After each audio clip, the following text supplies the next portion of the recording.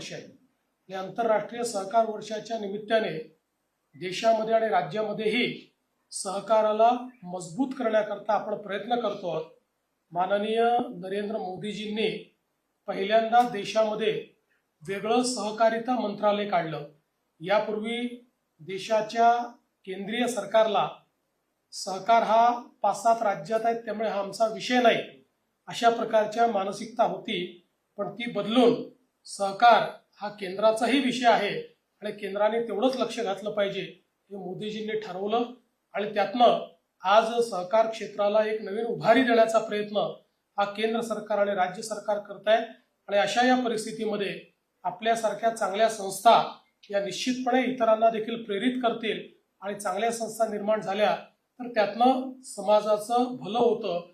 समाजामध्ये एक प्रकारे वित्तीय समावेशन करण्याकरता त्याचा एक फायदा होत असतो.